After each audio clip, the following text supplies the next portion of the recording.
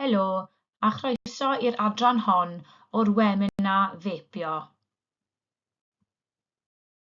Bydd y sesiwn hon yn dechrau gyda trosolwg byr o'n rhaglen adnoddau cwricwlwm gyda chyflwyniad i'r pecynnau cymorth sydd wrthi'n cael ei datblygu.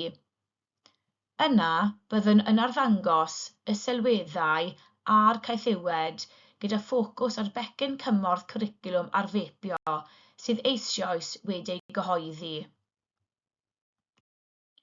Dechreuodd Cwricwlwm i Gymru gael ei gyflwyno ym mis Medi 2022. Mae wedi cynyddu'r pwyslais ar iechyd a lles drwy'r maes dysgu a phrofiad iechyd a lles gorfodol.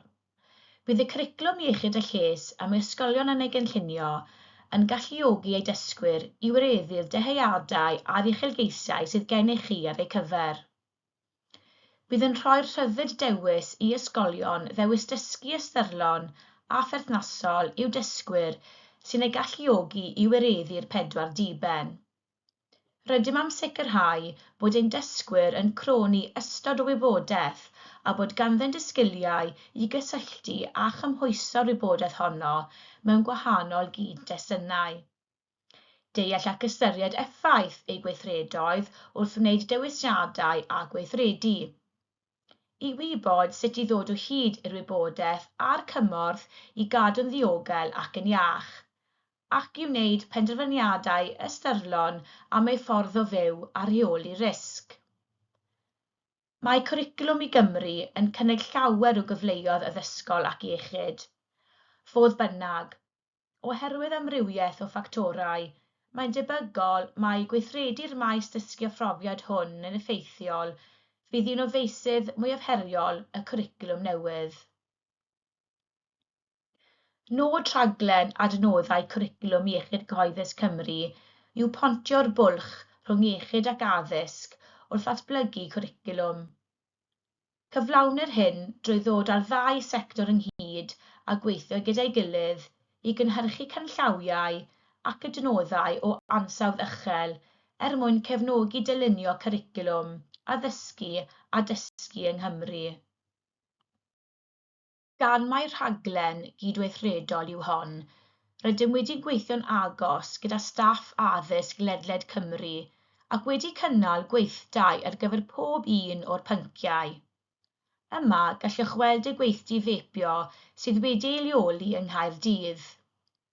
Mae timau arbenigol Iechyd Cyhoeddus Cymru fel y timau rheoli tobaco wedi cefnogi ar y pecyn cymorth hwn, a bydd arbenigwyr bwyd a maeth a lles meddyliol yn cefnogi ar becynnau cymorth yn y dyfodol. Partneriaid eraill sy'n cydweithio ar y raglen hon yw Llywodraeth Cymru, consortia, ysgolion sy'n hyrwyddo iechyd a lles, a phartneriaid yn y trydydd sector. Bydd y pecynnau cymorth hyn yn cael eu cyhoeddi maes o law. Bwyd a maeth, effaith cwsg ar ein iechyd a'n lles, a pherthnasoedd cymdeithasol. Y man cychwyn wrth ddylunio eich cwricwlwm maes dysgu a phrofiad iechyd a lles yw nodi anghenion eich dysgwyr. Bydd gan bob ysgol a lleoliad ystod o wybodaeth ar gael i'w helpu i gynnal dadansoddiad o angen. Mae'n bwysig bod y broses hon hefyd yn defnyddio gwybodaeth ar lefel leol, clwstwr eang, rhanbarthol a chenedlaethol. Nodwyd bod feipio yn angen ar lefel genedlaethol, a dyna pam mae hwn oedd yr adnodd pwnc iechyd cyntaf a gynhyrchwyd. Cynlluniwyd yr adnodd yn gyfannol. Mae'n ystyried gwahanol agweddau ar iechyd a lles dysgwyr drwy ystyried y canlynol. Pam mae hyn yn bwysig i'r dysgwyr? Pwy yw'r dysgwyr a nodwyd? Pam mae hyn yn bwysig i ddysgwyr, ysgolion a chymunedau? Beth yw'r goblygiadau ehangach? Beth yw'r cysyniadau allweddol sy'n sail i'r thema neu'r testun? Beth ydyn ni am i ddysgwyr ei wybod, ei wneud a'i brofi trwy roi sylw i'r pwnc hwn. Nodi casgliad posibl o bynciau a chyfleoedd ar gyfer trosglwyddo dysgu. Cyhoeddwyd y pecyn cymorth fepio ym mis Hydref 2024 ac mae ar hyn o bryd ar gael ar wefan a hwb Iechyd Cyhoeddus Cymru. Cafodd y pecyn cymorth hwn ei lunio ar y cyd ag athrawon, i'w ddefnyddio gyda dysgwyr cynradd ac uwchradd o 9 oed i fyny. Dylid ei defnyddio'n hyblyg a gellir ei addasu i ddiwallu anghenion a nodwyd ar gyfer eich dysgwyr ynghyd destun eich ysgol. Mae'r pecyn cymorth yn archwilio ymddygiad sy'n niweidiol i iechyd ac yn canolbwyntio'n benodol ar fepio ynghyd destun camdefnyddio sylweddau, Chaethiwed a dibyniaeth.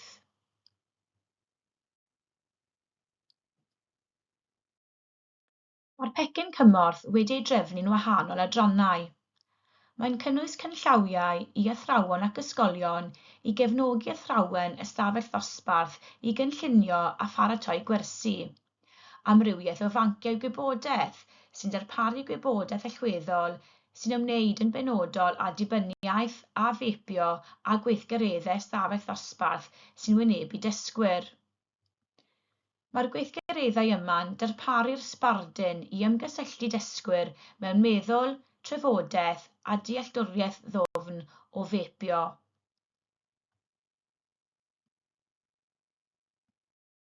Mae gan yr adran cynllawiau athrawon negeseuon allweddol i athrawon. Bydd y cynllawiau'n bwysig wrth gynllunio ar gyfer cyflwyno'r cwricwlwm ar fepio. Dyma rhai negeseuon allweddol isod. Mae'n angyfreithlon gwerthu dyfeisiau fepio sy'n cynnwys nicotin i unigolion o dan 18 oed neu i oedolion eu prynu ar ran pobl dan 18 oed. Mae dyfeisiau fepio yn cynnwys metalau a phlastigau sy'n anodd eu hailgylchu a gall adlygru'r amgylchedd. Datblygwyd yr rhain ar y cyd a chydweithwyr iechyd ac addysg yn ystod y gweithdy cynllunio, ac maent yn tynnu sylw at rywfaint o wybodaeth allweddol, yr ydym, a mi'n dysgwyr eu gwybod a'i deall.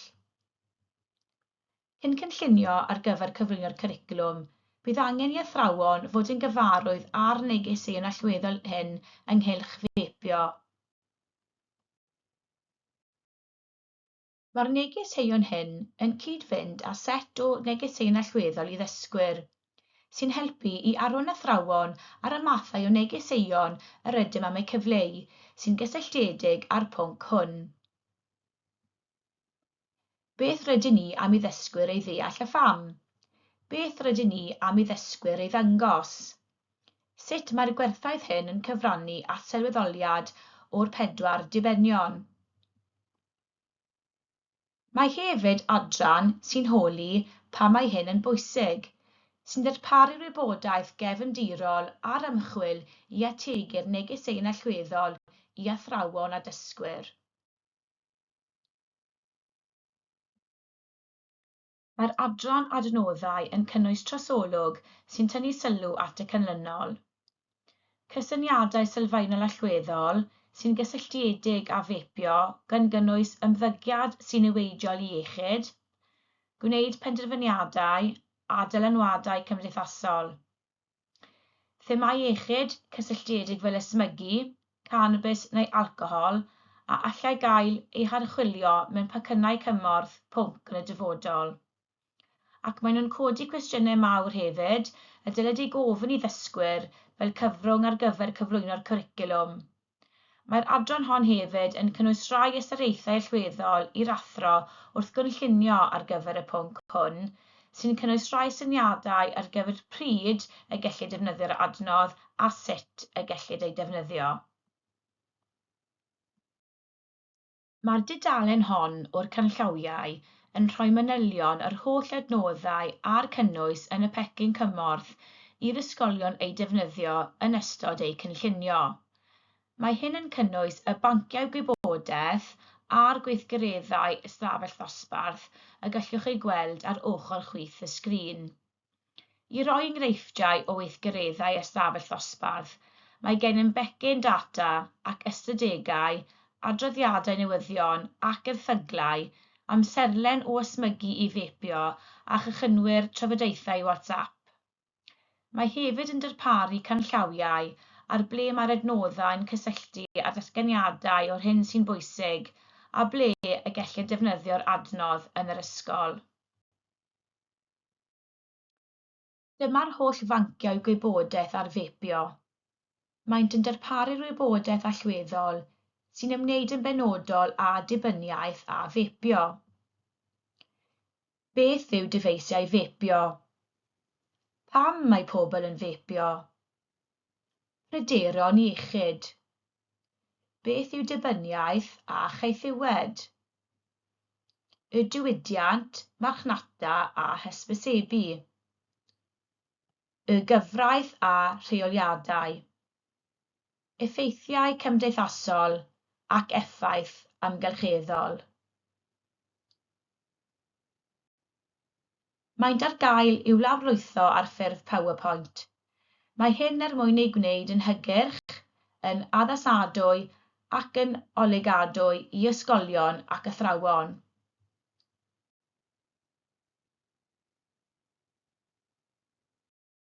Mae gan bob banc wybodaeth ffocws penodol. Er enghraifft, beth yw dyfeisiau fepio? Yn y banc gwybodaeth, eglurir ffeithiau am feps, hefyd y gwahanol fathau o feps sydd ar gael, a'r newid yn y defnydd o sigarets ac i-sigarets dros amser. Rhaid i'r cwestiynau i'w trafod ar ddiwedd y banc gwybodaeth hwn. Yn y banc gwybodaeth pryderon iechyd, mae'n egluro symptomau defnyddio feps gyda nicotin ynddynt a phryd mae ymlygiad i nicotin gan fepio yn tueddu i gynyddu. Mae hefyd yn rhannu arwyddion a symptomau dibyniaeth ar nicotin.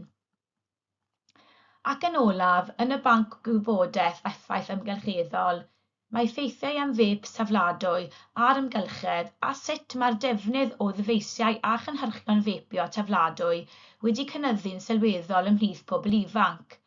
Noda hefyd yr hyn y mae Llywodraeth Cymru yn ei wneud am hyn.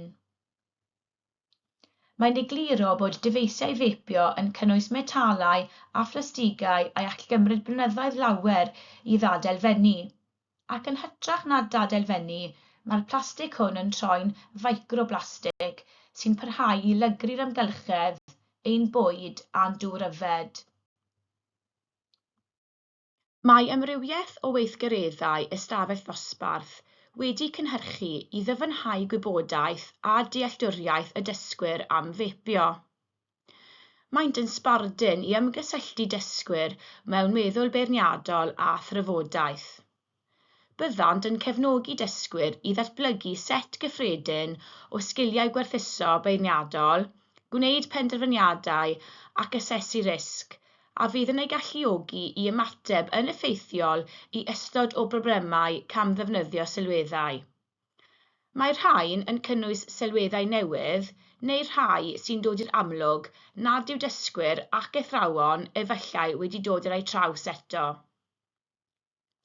Mae gweithgaredd ystafell ddosbarth penbleth modryb o fidiau yn darparu gwahanol senarios a phroblemau y mae plant a phobl ifanc yn ei profi o ran fepio.